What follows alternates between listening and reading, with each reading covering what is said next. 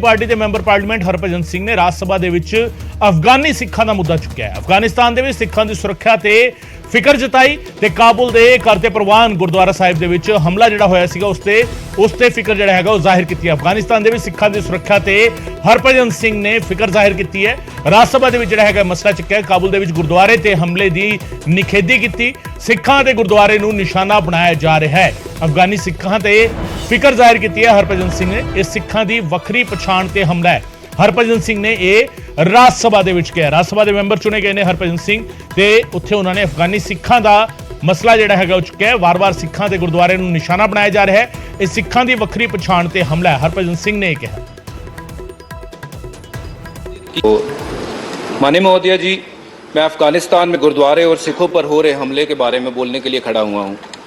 ये एक ऐसा मुद्दा है जिसने न केवल दुनिया के किसी भी कोने में रहने वाले हर सिख की भावना को आहत किया है, बल्कि ये एक सिख होने की पहचान पर हमला है।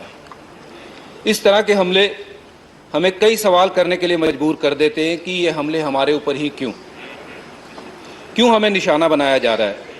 दुनिया भर में गुरुद्वारे, चाहे वो कोविड के दौरान या गुरुद्वारे ही नहीं थे, वो भोजन और हर तरीके की चीज़, ऑक्सीजन को लेकर के उन्होंने हर तरीके की चीज़ लोगों के लिए उपलब्धित की थी।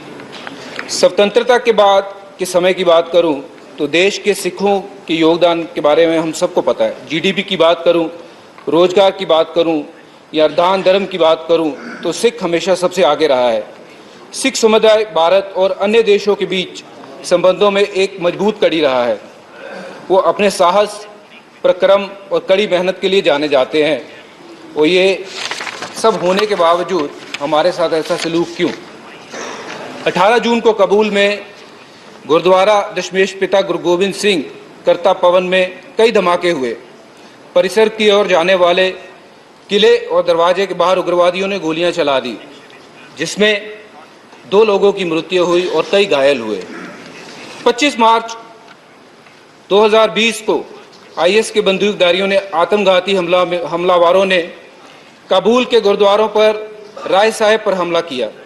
बताया जाता है कि इमारत में 200 लोग थे, जिसमें बच्चों समेत 25 सिखों की मौत हुई।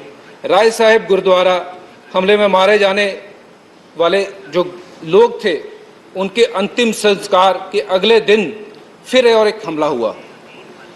2018 में एक आत्मघाती हमलावरों के पूर्वी शहर जलालाबाद में एक सभा पर हमला किया गया। उसके बाद सर, मैं आपको बताना चाहता हूं कि अफगानिस्तान कभी हजारों सिखों और हिंदुओं का घर था, लेकिन दर्शकों के संघर्ष के कारण ये संख्या कम होकर मुट्ठी भर रह गई है। 1980 के दशक में अफगानिस्तान में 2,20,000 सिख और हिंदू रहते थे। 1990 के दशक की शुरुआत में ये आंकड़ा गिरकर 15,000 और 2016 में गिरकर 1,350 हो गया है। जलालाबाद के हमले के समय 1,500 सिख थे। अब उसके बाद लोगों ने ये सोचा कि हम यहाँ नहीं रह सकते। तालिबान के सत्ता में लौटने से 300 लोग और कम हो गए, 300 सिख। हरभजन